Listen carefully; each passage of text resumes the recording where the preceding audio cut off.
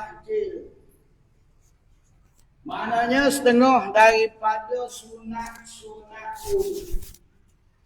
Semasa kita wudu, selain daripada fardu dan rukun wudu, ada amalan sunat yang perlu kita lakukan semasa wudu. Antaranya memanjangkan ghurrah dan tahjil. Apa dia ghurrah? Kita tengok nota kaki tu. Nota kaki tepi tu dia ada nota kaki dah. Nombor 1, qauluhu memanjangkan ghurrah dan tahjil. Apa maksud? Yaitu ghurrah ni.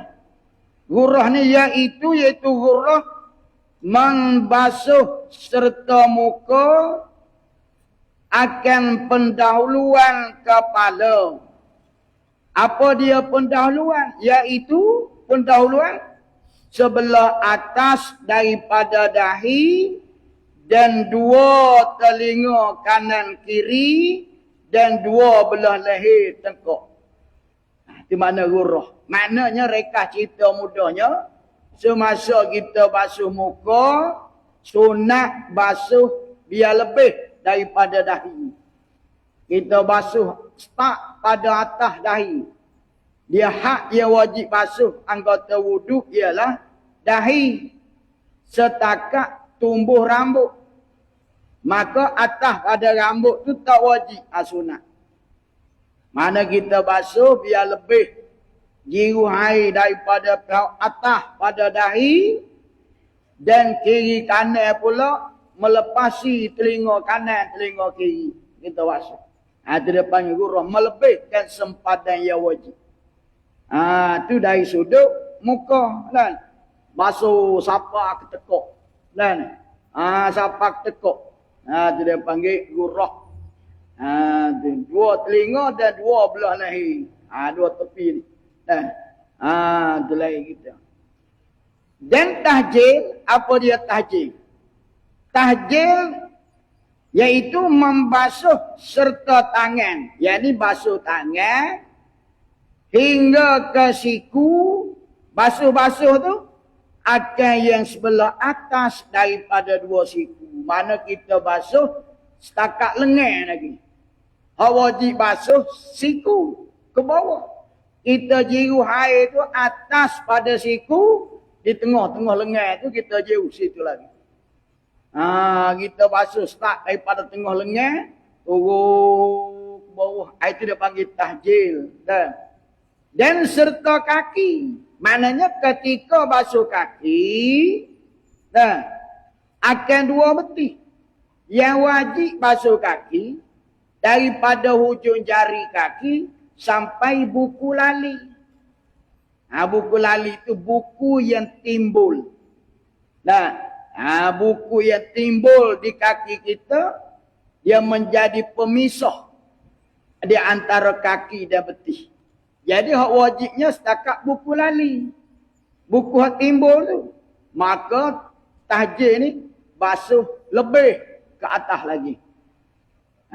Basuh lebih ke atas sampai setengah betih kan. Sampai di betih. Itu maksud tahjil, mana lebih. Basuh tangan lebih pada siku, basuh kaki lebih pada buku lali ke atas. Gitu. Itu mana tahjil. Dan ini sunat. Dan menyapu sekalian kepala. Sapu kepala yang wajibnya paling minimal sehelai bulu rambut. Tak apa dah. Kalau sapu atas rambut, selah bulu pun sah dah. Sikit tak apa dah. Tapi yang sunatnya, kita basuh daripada kepala sampai ke belakang. Sebiji kepala tu kita sapu belakang. Itu sunat. Yang wajibnya minimal sehelai bulu rambut pun sah dah. Dan ini sunat lagi. Kau perkara sunat. Dan 2 telinga. Sunat. Telinga kanan, telinga kiri sunat. Dan menganan. Maknanya kita setak basuh. Setak belah kanan. Contohnya tangan kita ada dua. Kaki kita ada dua. Maka kita basuh tangan kanan dulu. Baru basuh kiri. Kaki pun demikian juga. Sunat kita. Basuh belah kanan. Baru kiri. Menganan tu sunat. Basuh kiri dulu pun sah. Sunat mula belah kanan. Dan meniga-nigai akan membasuh. Bila sempurna basuh muka, rata semua, ulang 3 kali. Mengulangi 3 kali basuh muka. Basuh tangan sekali daripada ujung jari sampai ke siku, sekali. Ulang sampai 3 kali. Ulang sampai 3 kali. Belah kanan 3, belah kiri 3. Sunat meniga-niga 3 kali basuh. 3 kali basuh tu setelah sempurna basuh yang pertama. Kalau basuh pertama tak sempurna, basuh yang kedua tu dikira yang pertama lagi, basuh tak sempurna. Mana setelah sempurna, rata basuh kali yang kedua. Rata yang kedua, basuh kali yang ketiga. Itu. Biar rata satu-satu. Dan menyapu. Sapu kepala pun 3 kali. 3 kali sapu. Sunat. Dan sunat lagi. Berturut-turut antara segala anggota wuduk. Apa makna berturut-turut? Berturut-turut maksudnya berturut-turut yakni kita basuh satu anggota muka. Contoh dah. Kemudian basuh anggota 2 tangan. Sekira-kira kita membasuh anggota yang kedua sebelum kering anggota yang pertama. Itu. Basuh sekali, beres. Basuh yang kedua, beres.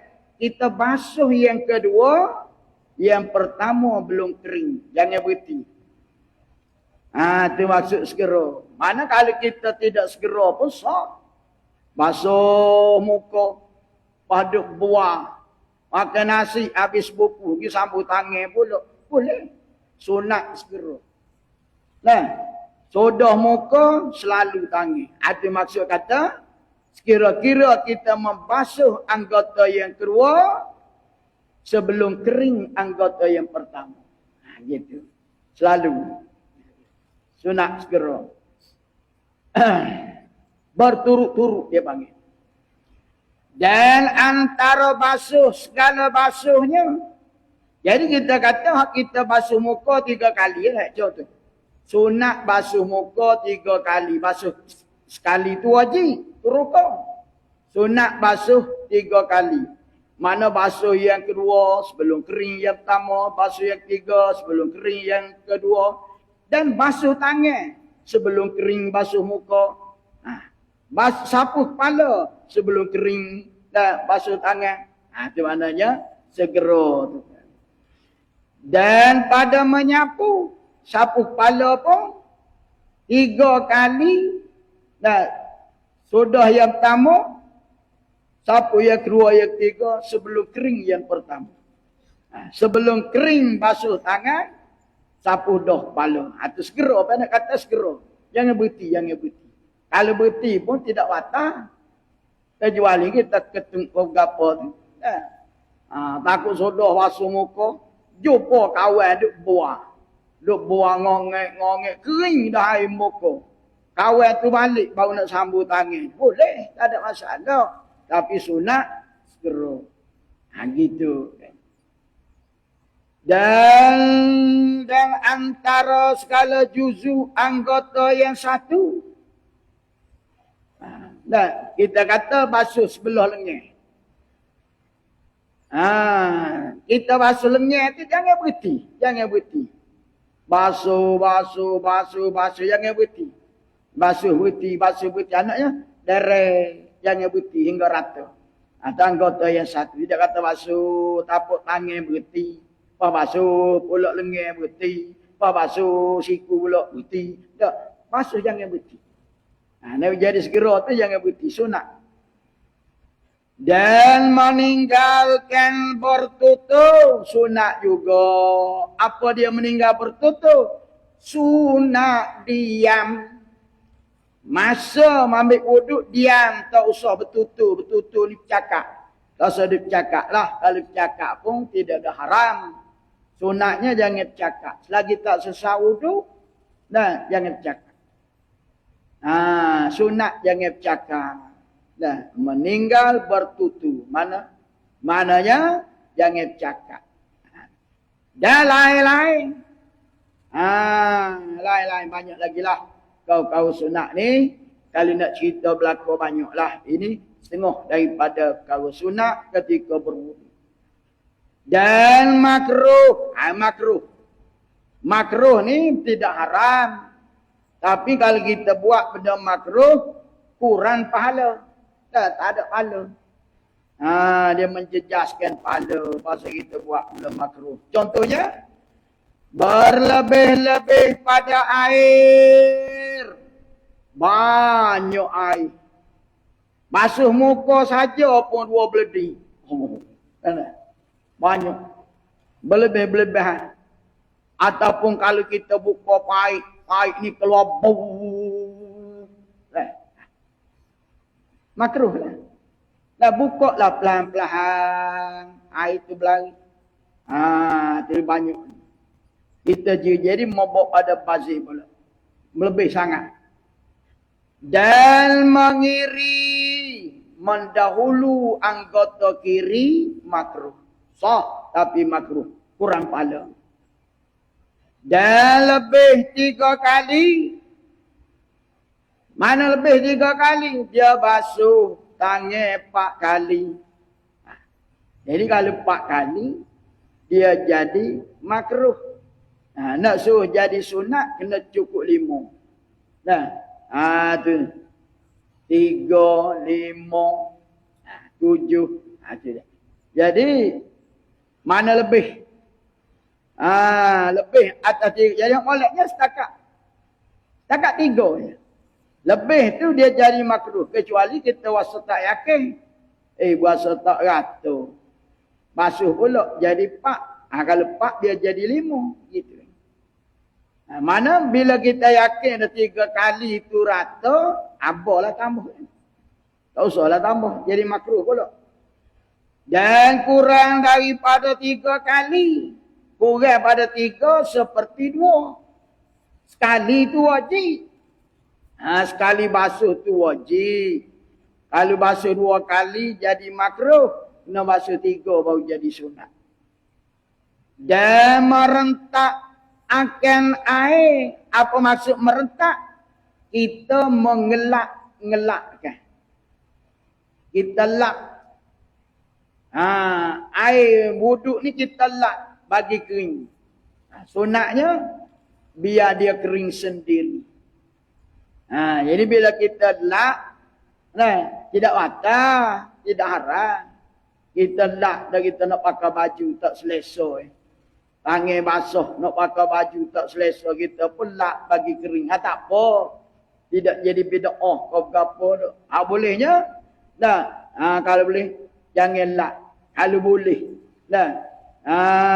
Di mana kita mengesak air wuduk tanpa uzur, dia boleh pergi kepada makruh. Kalau ada uzur tak apa. Misalnya kita kata kalau air wuduk ni kalau kita tak kesak, tak mengelak, kita berasa gatal. Berasa tak khusyuk nak sembahyang, ketika tu boleh. Pasal ada sebab. Dipanggil uzur. Dan ini perkara makruh. Dan bersangatan pada berkomo-komo. Kan sebelum pada basuh muka tu sunat khomo dulu. Dan mengisap air ke hidung.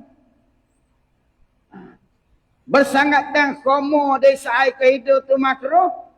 Bagi orang yang berpuasa. Ada orang yang tidak berpuasa tak apa. Jadi sebaik-baik orang puasa ni. Khomo sekali. Dia tak batal. Puasa kita khomo batal ni telan masuk lekuk. Baru batal. Masuk air ke hidung tak batal. Dia batal. Dah puasa masuk air ke hidung ni. Masuk dalam lubang dalam. Air tu masuk lubang hidung dalam sempit. Masuk kelopak ni tak apa. Jadi kalau kerana kita sedang puasa. Sebaik-baik khomo satu kali. Dan isap air satu kali. Isap air pun kena pandang. Kalau tak pandang masuk dalam. Dan segala yang membatalkan wuduk. Baik. Kita masuk pula bicara tajuk. Perkara yang membatalkan wuduk 4 perkara. Tak banyak. Tak banyak pun cabangnya tu banyak. Yang pertama, batal wuduk ni. Suatu yang keluar. Maknanya keluar suatu. Gitu. Suatu yang keluar maknanya keluar suatu. Daripada salah satu daripada 2 jalan. Jalan mana? Jalan raya ke? Tak. Keluar ke jalan raya ikut dia ni bukan jalan raya. Di tubuh kita ni ada 2 jalan. Mana 2 jalan? Yang pertama, kubul. Kubul ni kemaluan buang air kecil. Kemaluan buang air kecil dipanggil kubul dalam bahasa Arab. Dan dubur ni tempat buang air besar. Tempat buang air kecil dia panggil kubul. Tempat buang air besar dia panggil dubur. Kan? Jadi, bagi orang yang hidup, kita ada wuduk. Tiba-tiba keluar sesuatu daripada jalan tersebut. Jalan depan atau jalan belakang. Sama ada angin. Batal juga. Mana angin? Keluar kentung. Batal juga. Walaupun tengok tak nampak tu. Kan? Tengok tak nampak. Kan?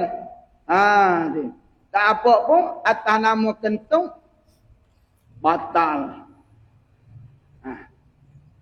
Walaupun bunyi slow pun batal. Kan? Nak tahu mana keluar tu kentung atau tidak.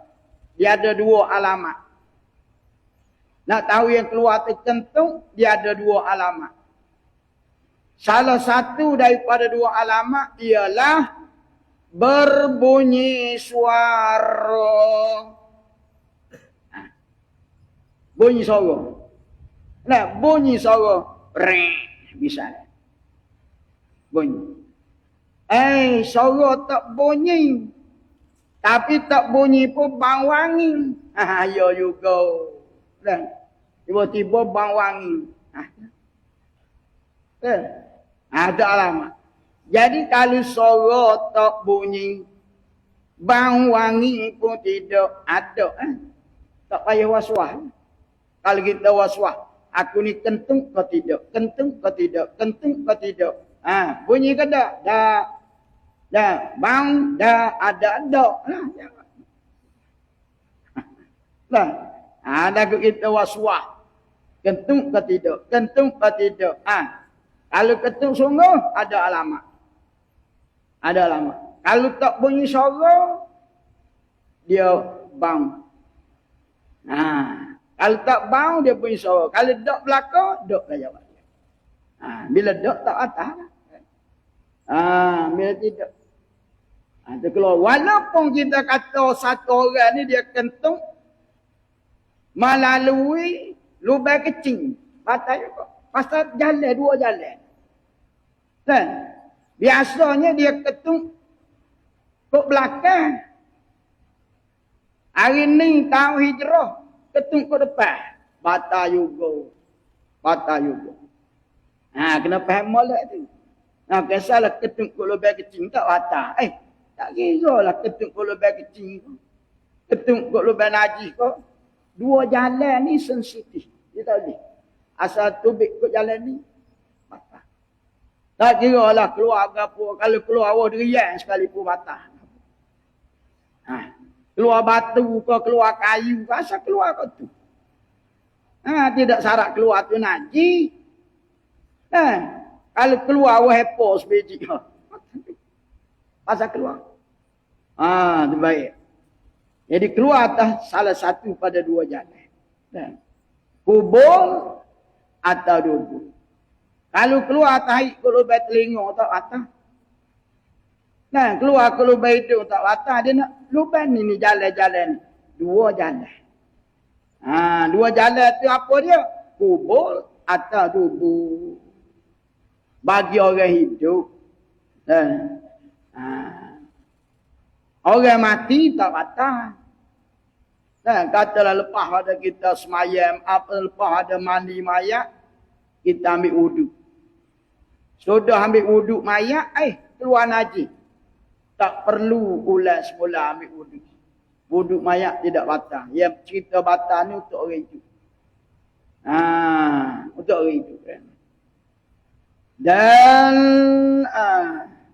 melainkan ada satu perkara saja.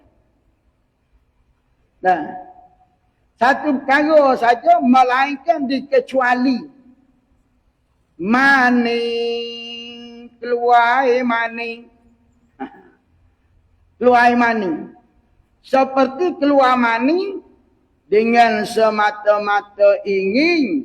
Ingin ni nafsu lah. Naik nafsu. Berasa semangat. Ingin nafsu tak kala menilik pada perempuan. Dia ada wuduk. Dia duk lihat orang puan.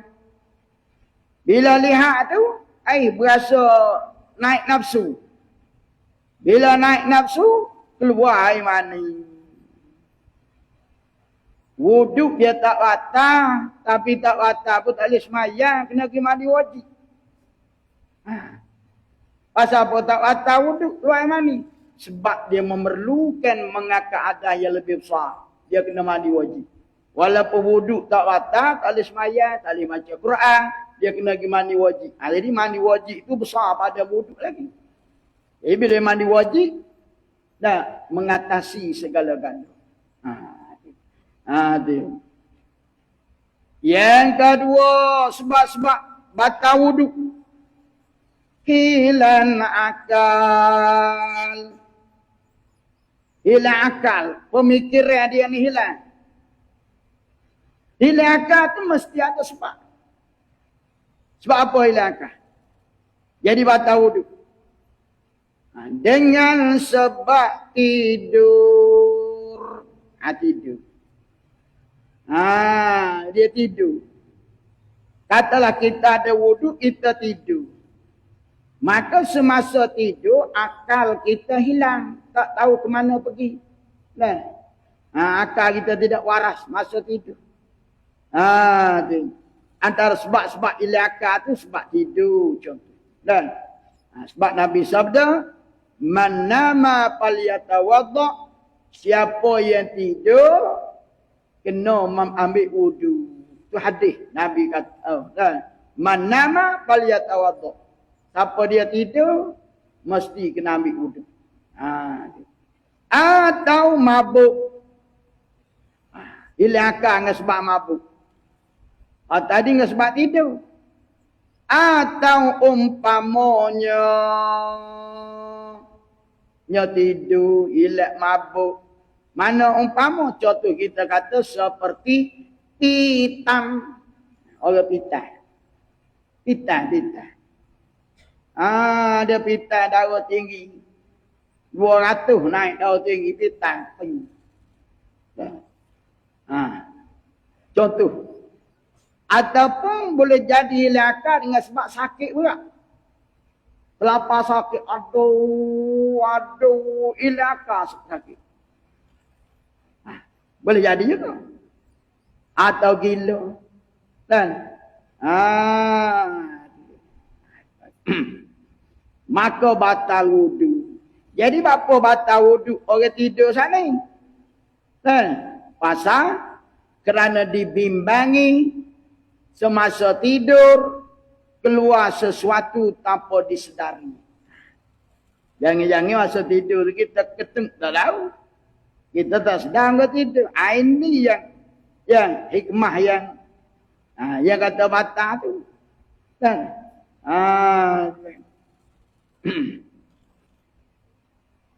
Malaikat mana tidak batal. Tidur orang yang duduk, yang tetap punggungnya seorang yang tidur, pada tempat duduknya seorang yang tidur.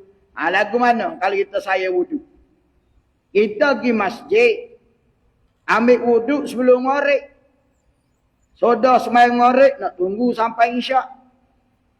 Dengar orang mengajar ke, ataupun kita sedang belajar. Jadi kalau kita mengatuk sangat, Allah mengatuklah si hari ni tak tidur hijau kuat. Nak tidur supaya tak batal wudu, kita tidur secara duduk bersila. Apa kita duduk ngaji, apa kita duduk belajar atas masjid kan, kita duduk bersila. Bila kita duduk bersila, ataupun duduk atas kursi. Bila kita duduk bersila, punggung kita rapat dengan lantai. Dia panggil tetap punggung. Punggung ni tak bergoyang. Jadi kalau kita tidur seperti biasa, tak boleh. Nah, menghancurkan kaki, tidur meniarak, tidur bertungging, tidur meletang. Kan? Tak boleh. Jadi nak selamat wuduk, nak tunggu isya. Nah, mocik-mocik sebelah sana ni saya ke wuduk. Nak tidur ngatuk, tidur berselo. Duduk cokoh. Biar punggung ni rapat. Jadi bila punggung rapat dengan lantai, dia payah keluar angin. Pasal angin dalam nak keluar tu kerana angin luar masuk. Jadi angin nak masuk ke mana? Punggung kita rapat. Itu cara terbaik. Saya ke wuduk nak maya isya. Nak selamat lagi cari dinding. Kita bersandar di duduk bersila. Bersandar di dinding. Nah, lagi selamat. Tubuh tak bergoyang, punggung tak bergerak. Kalau gitu tidurlah berapa jam. Nah, tak batal masa punggung rapat. Nak wisdak lagi kalau kita mari masjid. Supaya tak batal wudu, kita rasa ngantuk. Kita cari tiang masjid. Menyana bersandar di tiang. Kemudian bersandar di tiang, kita bawa tali ikat di tiang tubuh kita. Supaya tidak jatuh, tidak tumbang. Ini garanti tak jatuh punya. Garanti tak keluar punya. Duduk bersila, tegakkan belakang di tiang masjid. Nah, ikat dengan kain serban tak apa. Kain serban kita panjang, kita belit di tiang, ikat di perut. Garanti tak goyang. Ada kalau nak selamat.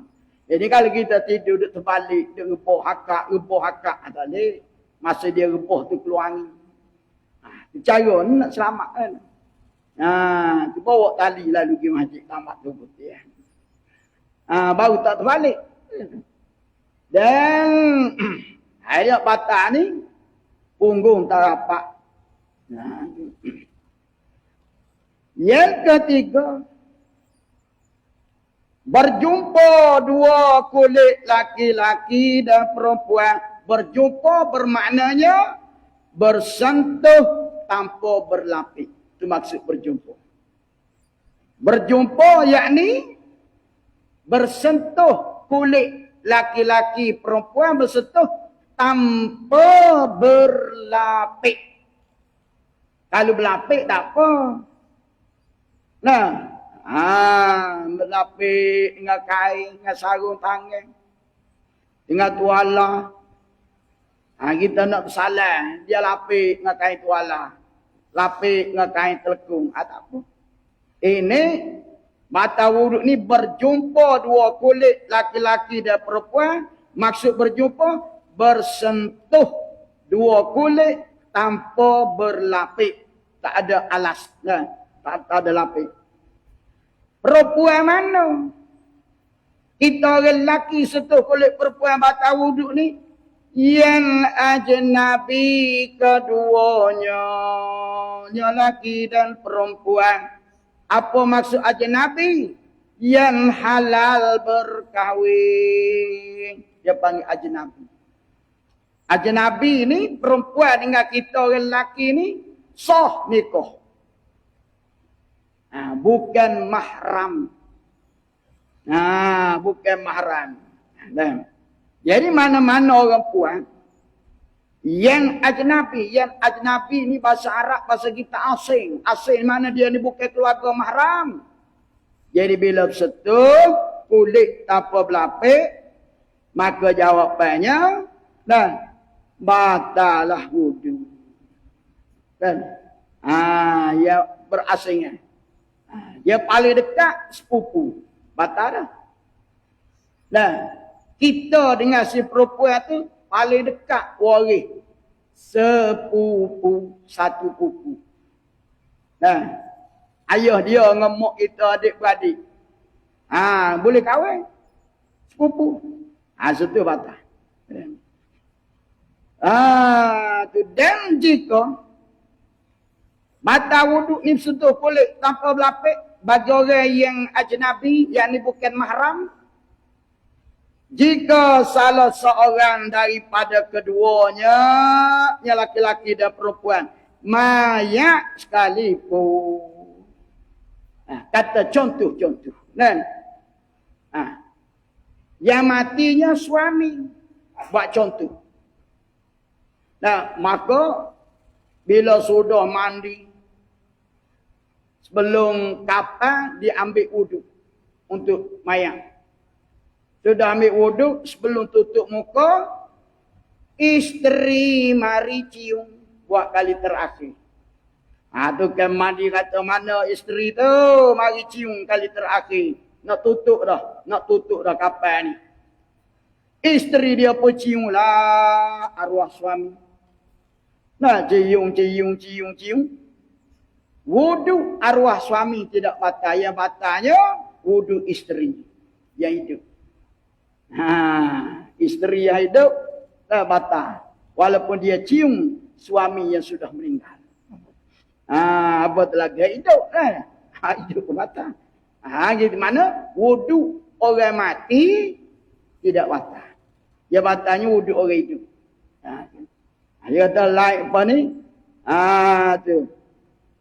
Dia kata jika salah seorang itu mayat sekalipun, tetapi tiada batal wuduk mayat, dia batalnya wuduk orang hidup. Kemudian laki-laki perempuan yang batal wuduk ni, laki-laki yang bagaimana, yang seperti mana?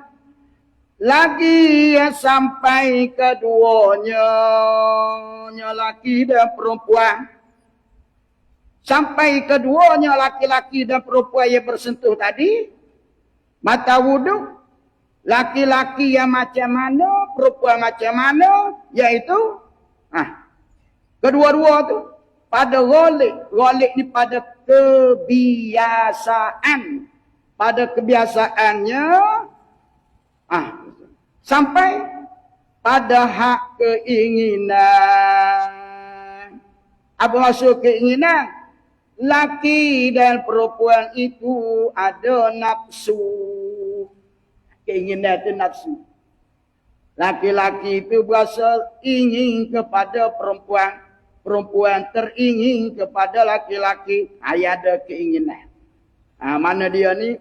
Remaja yang sudah ada keinginan. Bersentuh tu. Dengan yakin. Bagi segala ampun tadi. Yang ada hak keinginan laki-laki perempuan ni. Dia batal wuduk sana bagi segala ampunnya tabiat yang sejahtera. Apa mana tabiat sejahtera?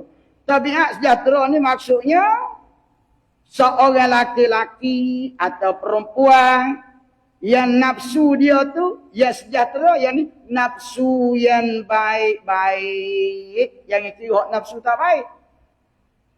Orang nafsu tak baik, laki-laki misal dia nafsu tak baik. Jangan kita tengok perempuan, tengok lembu pun naik nafsu. Oh ni tak ada buat ukuran. Dia tengok kambing pun naik nafsu. Ni tak boleh. Tak boleh ukuran tu. Nah, kena ukur laki-laki yang sejahtera dan perempuan yang sejahtera. Dan tu nak nafsu. Ada orang. Dan ada satu orang laki-laki dia mengadu hal saya. Dia kata macam mana lah saya ustaz ni. Kena mandi wajib semua. Apa? Dia tak bini lagi. Tak kahwin. Dia kata nafsu dia ni kuat. Nampak orang puan, keluar air mani. Kata kahwin lah. Dia soal kahwin tu kahwin mana? Nafsu kuat. Dia kata kuat tak kuat. Jangan kita tengok orang puan. Tengok pokok kelapa pun keluar air mani. Oh sadar apa orang. Tengok pohon kayu pun keluar air mani. Astagfirullahaladzim. Luar biasa sungguh. Tak kira dah keluar. Wajib dan mandi. Ini nak cerita nafsu dah. Nafsu ni. Dia mana kata keinginan ni, laki-laki dan perempuan ni, yang tabiat dia ni, supaya ramah-ramah lah. Maka jikalau disyokkan, saya tidak tanggal wudu. Syok mana? Misalnya kita orang lelaki, kita dewasa, setuh kanak-kanak. Kanak-kanak perempuan. Kita syok. Budak ni umur 9 tahun. Ada nafsu ke tak ada budak ni. Tapi kita setuh dia ni. Tanpa berlapik, kita ada wudu. Kita setuh budak perempuan. Kita syok. Budak ni nampak besar tapi dia muda. Ada nafsu ke tak budak ni? Ada nafsu ke tak? Syok. Jawapannya kalau kita syok saja, tiada tanggal wudu, tiada batal wudu. Kita syok. Nak biar yakin. Dan dobek ni alamat. Dan dobek yang ni alamat keinginan itu. Tanda ciri-ciri seorang laki-laki atau wanita yang sudah ada nafsu. Ciri-cirinya. Nak kenal mana? Katalah kita orang puas. Apa ni? Nak setuh budak lelaki. Budak aku ni memang ada nafsu. Dah, budak tu ada ke tak? Atau kita orang lelaki. Kita ada nafsu. Dah orang lelaki. Puan tu ada nafsu ke tak budak puan? Jadi, nak tahu kanak-kanak laki-laki yang sudah ada nafsu dan dobek. Dobek ini alamat ada nafsu. Tak mana kita nak cek? Iaitu kembang zakar pada laki-laki. Apa makna kembang? Bergerak-gerak. Budak lelaki umur 9 tahun. Kita orang perempuan umur 20 tahun. Setuh budak lelaki umur 9 tahun. Tak berlapik. Kita ada ismaya. Budak ni ada nafsu tak ada? Nak tahu ada nafsu? Laki-laki saat ni bila disentuh oleh orang perempuan, sama ada dia sentuh perempuan atau perempuan sentuh dia, alamat ada nafsunya, kembang zakar, maksudnya cara mudah faham, bergerak-gerak dalam kain. Jalan. Ada nafsu dia tu. Kan? Bila mocik gistuh dia, dik, gerak dalam kain. Ada dah tu. Ada nafsu kan. Kalau orang perempuan pula, kita orang lelaki setuh budak buat ada nafsu. Itu orang perempuan ni cenderung hati pada perempuan. Apa ni cenderung? Seorang wanita yang kecil saat ni umur 9 tahun, dia tengok orang lelaki umur 15, 16, cenderung keinginan hati dia kepada laki-laki. Suka aku ke dia tu. Dia suka pada laki-laki. Makna dia sudah ada nafsu. Cenderung hati. Kalau budak lelaki saat ni senang. Dia bakal seluar, gerak dalam seluar. Pakai kain sarung, gerak kain sarung. Hayat dah tu. Ada nafsu. Dia tidak duduk gerak dah. Itu tandanya alamatnya dan. Maka tiada batal wudu. Wallahu a'lam subhanaka la ilma lana illa ma 'allamtana innaka antal alimul hakim. Wala haula wala quwwata illa billahil aliyyil azim.